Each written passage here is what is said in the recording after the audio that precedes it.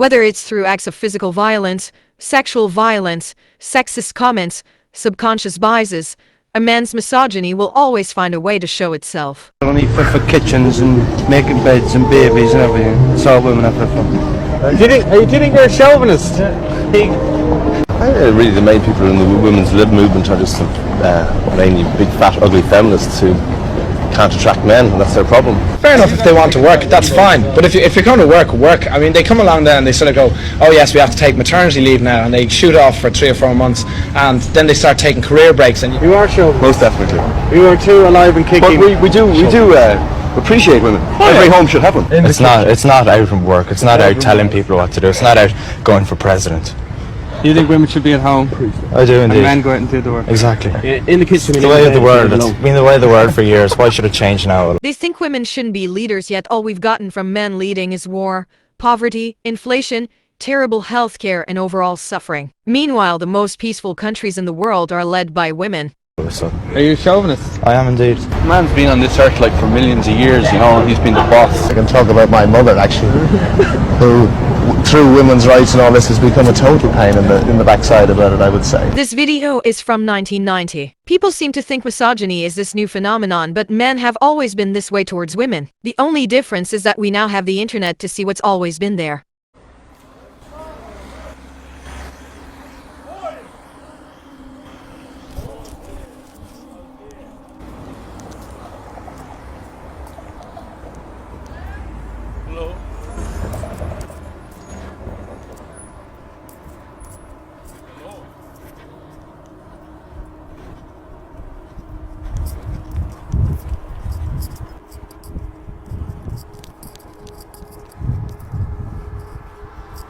Stalking is another way men oppress women. Some naive people think men stalk women because they don't know any better and they don't think they're doing anything wrong. But that's false. Men stalk women because they want us to be afraid. They want to make us uncomfortable. They'll do anything within their power to make a woman stay a little bit worse. Not because they don't know any better, but because they hate women. It's a request. It's a request? Yeah.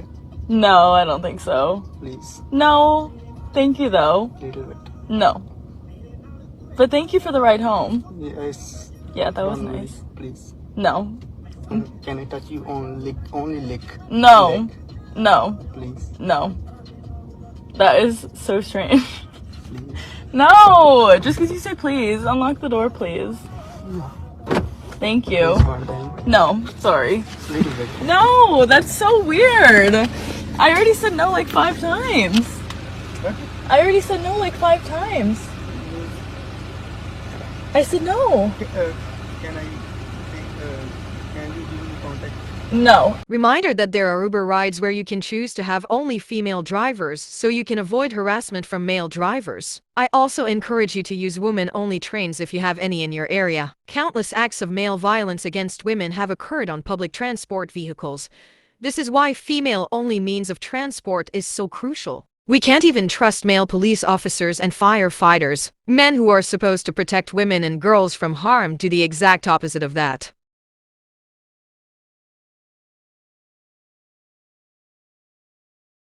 Yesterday, it was claimed that male firefighters in Dorset and Wiltshire have been taking photographs of women who died in car accidents, circulating them and commenting on their underwear. Female firefighters from those forces also published text messages they'd received from their male colleagues that were misogynistic, sexist and violent in their nature. A few weeks ago, it was declared that the police in the UK are institutionally misogynistic. And I find all of this really weird, because whenever I post a feminist video, men will flock to the comment section to warn me that women will be in serious trouble if men stop protecting them. Even the men who are paid to protect us fail to protect us. They don't protect us physically in life, and they fail to protect our dignity in death. Hey y'all, if you haven't heard what's happened in Seattle with a student by the name of Jaahnavi, I need you to pay attention. But essentially, a master's student from India, a young woman by the name of Jaahnavi, was crossing a crosswalk and a speeding officer hit her and killed her. And when another officer rushed to the scene, there was jokes made about how it's just a regular person who has limited value, will write a check for $11,000 And aside from this just being heartbreaking and unforgivable and disgusting and inhumane and all of that, I'm actually in India right now on behalf of my charity, Unicorn Island Fund. And for the past couple of days, I've been to several schools and several organizations where I've met girls that are working so hard for a life that includes education, opportunities. I've met girls where their dream is to go abroad. They can't even fathom the thought of going abroad because their culture, their families, societies, whatever the reason, maybe their financial situation prevents them from going to school, for affording getting an education, the potential to even leave the small neighborhood they live in. I've met so many of these girls where they can't even imagine going abroad. And then you see someone who has worked so hard to do that, and her life be taken away so quickly and easily, and then just be dismissed so easily. And it's honestly, it's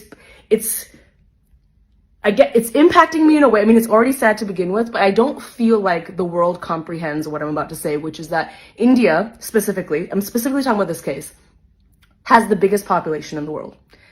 Indian women make up a large piece of the world population.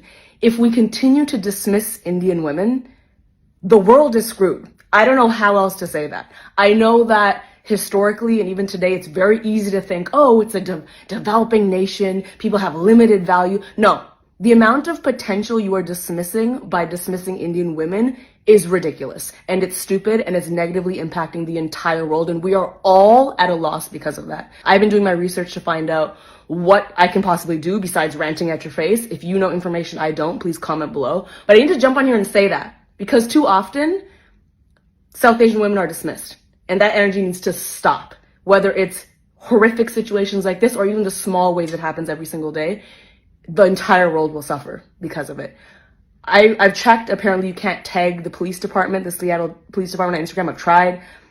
I've tagged the counselor in Seattle. If you know of a way, I think there was a GoFundMe. It's now stopped taking donations. If you know some piece of information I don't, please comment below. But I need to let you know this, because I did not hear about it until today. It happened in January. The case is starting to be investigated now. I'm wondering why now and not January. But please know this information and know this is happening and know that it's impacting us all negatively. Thank you. And I'm sorry if this is... Actually, I'm not sorry if this is heavy. It should feel heavy. But she is dead.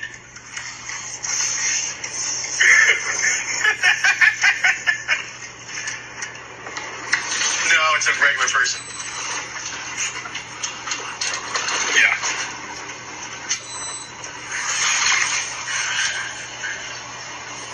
Yeah, just write a check. Just $11,000. She was 26 anyway. She had limited value. What you just heard was audio body cam footage released by the Seattle Police Department after the killing of Jaahnavi Kandula in January of this year. Jaahnavi was just walking a crosswalk when Officer Kevin Dave crashed into her while speeding at 75 miles per hour in a 25 mile per hour zone. When another officer at Auderer showed up to the scene, he made jokes and laughed it off, saying things like, "Write a check for $11,000. It was just a regular person. She had limited value." Now, this footage was released on Monday, and there's been minimal mainstream media coverage on this. It's been 8 months since Jaahnavi was recklessly killed, and justice has not been served. Jaahnavi Kandula was a 23-year-old master's student from India studying at the Northeastern University Seattle campus. She was so close to completing her education. She had such life and potential ahead of her. She came to the US from India carrying the dreams of a better life for her and her single mother back home. The world loves to put historical male figures on pedestals and treat them like fallen heroes who were righteous saints. But in reality, they were all just as bad as the average male today. Here's some horrific and sexist things powerful and so-called enlightened men have said and done. History is looked up to as a hero but is actually a terrible person. Gandhi.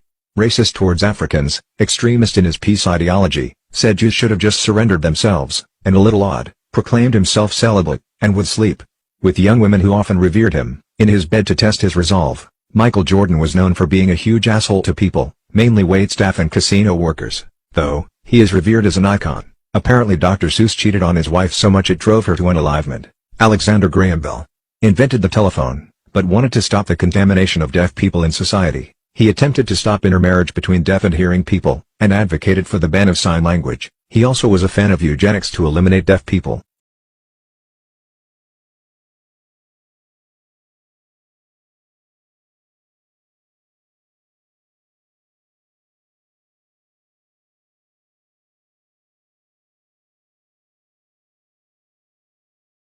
Men and boys can't handle rejection. I've lost count of the number of times I've seen a man harm or insult a woman simply for saying no. Acid is something I often see them use to harm women.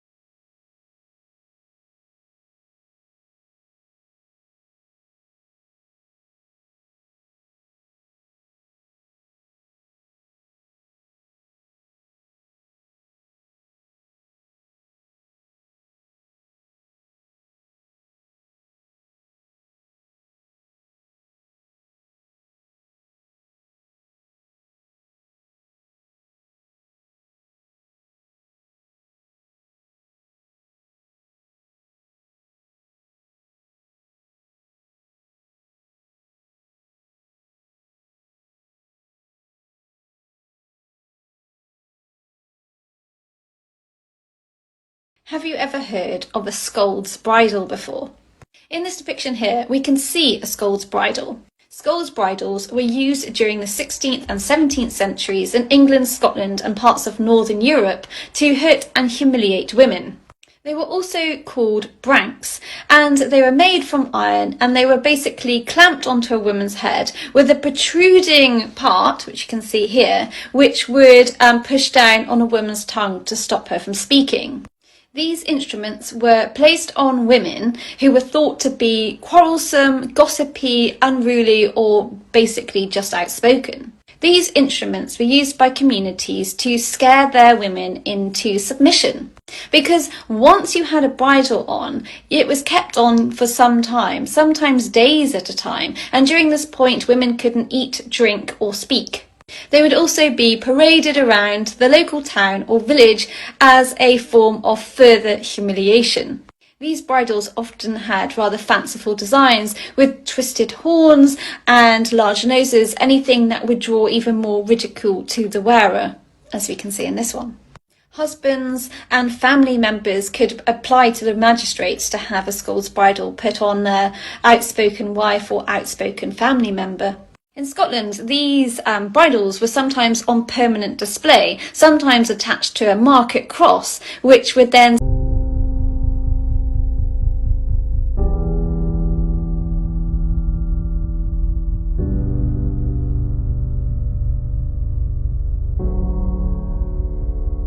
I really don't find girls interesting. A lot of girls are not interesting, man. That's the number one problem with Gen Z girls.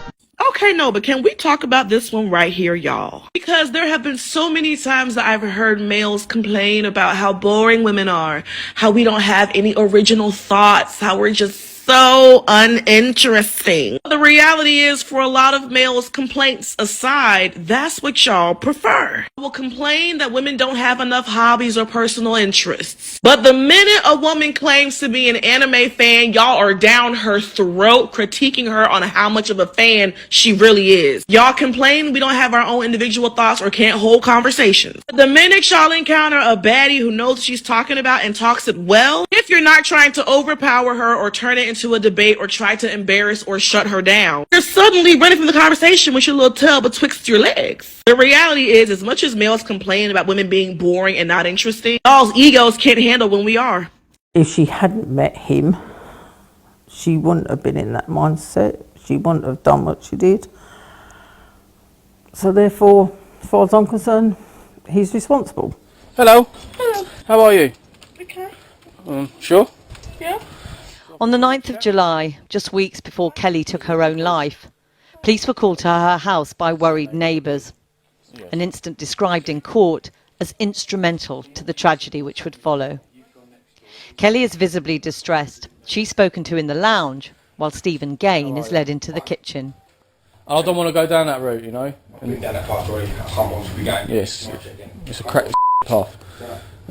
It's a lot of paperwork for us. So he says he wants to stay here to talk to her, and then he'll go. We're not going to be called back here. Seems quite reasonable. Seems quite reasonable to me. The officers leave without checking on the welfare of Kelly's children or speaking to the neighbours around 30 minutes after arriving. They had a very blasé attitude.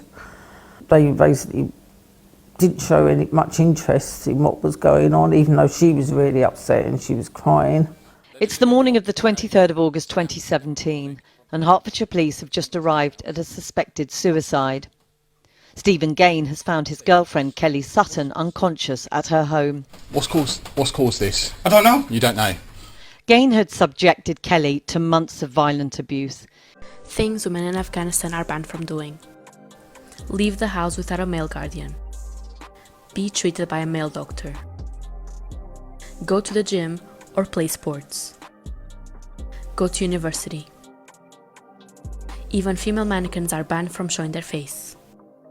The first time I was ever hit on by a grown man, I was about 13 or 14 years old. I still had braces in my teeth. And if you ask a lot of women about the first time that they had encountered something like that, they will often say 11, 12, 13, 14 years old.